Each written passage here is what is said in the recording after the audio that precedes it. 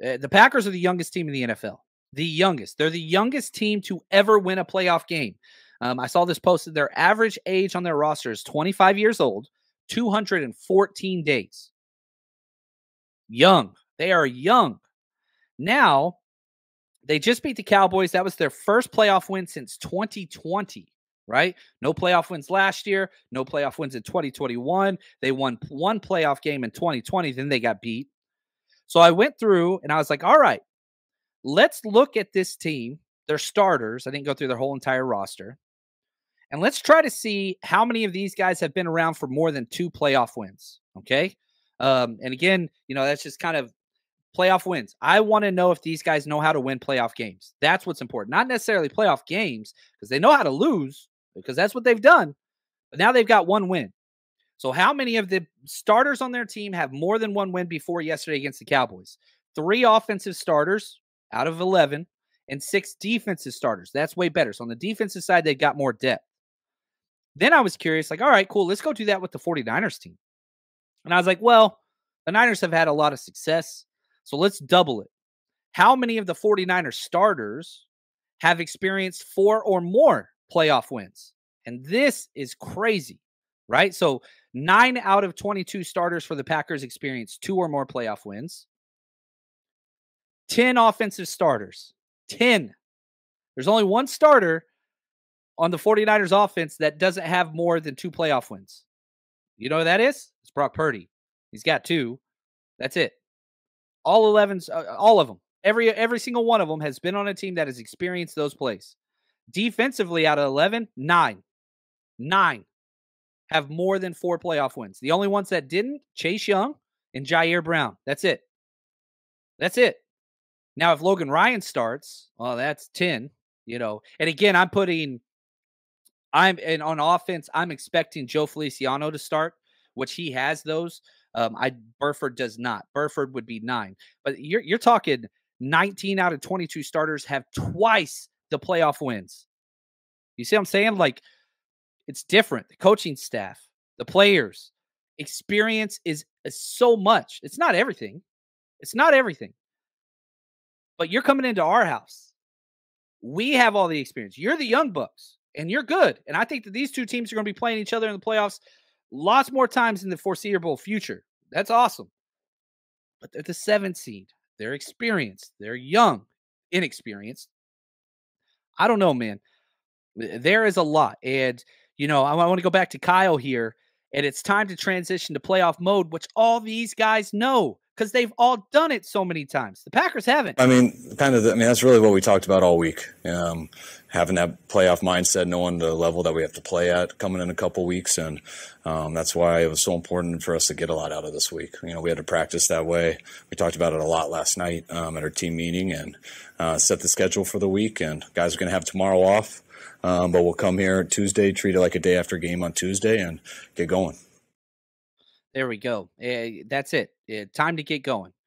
It's time. You've had 2 days off. Now it's time to go. And while the Packers are flying, you're practicing.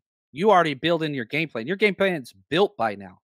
Probably by the end of today, the 49ers offense, defense, special teams, everything, that the whole game plan is going to be coached out. And then, typically you go Wednesday's your first practice, Thursday's second hard practice, Friday walkthrough, then you travel or whatever else. Guess what? You just bump it up a day. Tuesday's first practice, Wednesday's second hard practice, Thursday's walkthrough, Friday's team meetings and whatever else. And then you got your game Saturday with extra days off. Sonia, what's up? She says, looking forward to seeing Kyle Shanahan coach a game that gets back to who the 49ers are. Run heavy game. Defense shuts it down. I love it. And, somebody asked me what I think, Kyle Shanahan in big games. This ain't a big game. That's another reason why I feel this way. This is not a big game for the 49ers, right? If you are a Kyle Shanahan critic and you're just like, oh, he always chokes in the big game. This ain't a big game for the Niners. It's not. We have not lost in the divisional round since Shanahan showed up. Not. 3-0. 3-0. Not a big game. We are the antithesis to the Dallas Cowboys. This round, not a big deal. It's really not. And you talk about running the ball, Sonia. I love it. Let's look at that Packers defense. 28th in the NFL in rush yards allowed. 28th. 23rd in rush yards per play. They give up 4.4 yards per play. They haven't played against Christian McCaffrey yet. See what I'm saying? Oh. Alberto, he says the Packers are going to go into the game on Saturday injured. Man, that was a tough game. And I think their best player on their team, Jordan Love, probably the quarterback. Number 2 is Jair Alexander. He's been out several weeks and messed up his ankle in the third quarter of the Cowboys game. I never root for injuries, and I hope he gets healthy. But, like, let's be honest, he is their best defensive player. He's shaken up big time. And now, you know, he'll bounce in and out from slot, you know, to outside. He does a little bit of everything. He's like Demo, but I'd argue he's better than Demo. He's really, really good. A little bit of a head case, a little bit kind of crazy. DBs sometimes are. Man, I'd put Juwan Jennings out there and just tell him to go body that dude. That's what I would do. Let's test that ankle. Go get physical. Let him see what's going on. Now, the injury report, we'll monitor as that goes on, but you got to remember, not only is this a short week for the Packers, let's go to scheduling now. And, you know, I'll turn it over to Kyle Shanahan real quick, talking about scouting all these wild card games and what their process is going to be. Yeah, just listen to the head coach. We were already in here, so, you know, we were doing it that day. We had mixed in a little bit earlier in the week, you know, hit up a couple teams, but started really focusing on them halfway through the second quarter. Then they scored at the end of the second quarter, so I kind of did both at halftime, and then third quarter I was set on one team. And so there we go. And this just came across Ian Rappaport. Packers edge player Kingsley Enagbare, I remember him out of South Carolina, is feared to have torn his ACL in yesterday's win over the Cowboys. Players called JJ and had carved out a nice rotational role. He wasn't a starter for them. He was kind of their Chase Young. You know, he was their third guy on the edge. He wasn't their starter, but he's got a lot of snaps. Yeah, right here. He's played 493 snaps. So Rashawn Gary and Preston Smith are their starters, but their number 3 guy is Kingsley Enagbare. He was getting more snaps than Lucas Van Ness, who was their first-round pick. And he was better in almost every category than Lucas Van Ness. So he's kind of their number 3 guy. Now, they do have a lot of depth because, like I said, Preston Smith, Rashawn Gary, Lucas Van Ness, Colby Wooden, like they've got guys, but this is a huge depth. You know, we're losing Cleveland Farrell. They just lost one of theirs too. And back to this schedule, you know, the 49ers, you get plus 7 days rest. And that doesn't even count the guys that didn't play because they were banged up. Eric Armstead, Brock Purdy just resting. You know, anybody else that had any type of injury designation whatsoever, Ambry Thomas, on and on and on. All those guys are going to be good to go.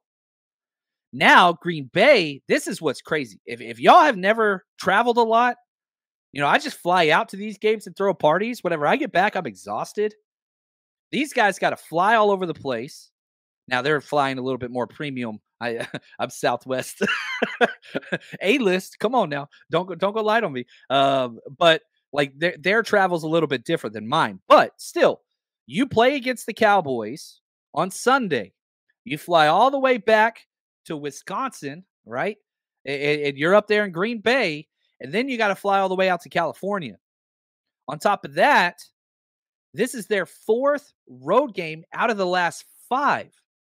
The Packers are going all over the place. It wears on you. And if you are injured, plane rides suck. They are terrible. Now, the good news is we did get the late game, the 8:15 p.m. on Fox, which is nice. That's 5 p.m. So again, back to our tailgate and kind of all those things. We will be starting at 1:30, which is the earliest they'll open up the gates and all that stuff. We'll be good to go. So 3.5 hours before kickoff is when our party starts. We'll start set up at 4.5 hours before. But then on top of that, we're talking NFC Championship now. You get a plus 1 day rest because right now you've got the Lions and they're going to be playing or hosting the Bucks. You get an extra day on top of that. So the 49ers, and again, don't have to travel. You know, those teams will have to travel to us. And Detroit, Tampa, or Philly, that's not a short flight. Not a short flight at all. And so you keep talking about the advantages. That's what I care about. The advantages. Where do the Niners have the advantage? It's everywhere. It is everywhere. including home field. Talk to us, Brock. Yeah, it's huge. I think we have the best fan base in the NFL. Obviously, if we were on the road, man, they'd show up and travel, but to be home is huge for us. And to be able to play and perform in front of our own home fan base and the faithful, it's going to be special for us. So we're excited, and we're going to take it one day at a time.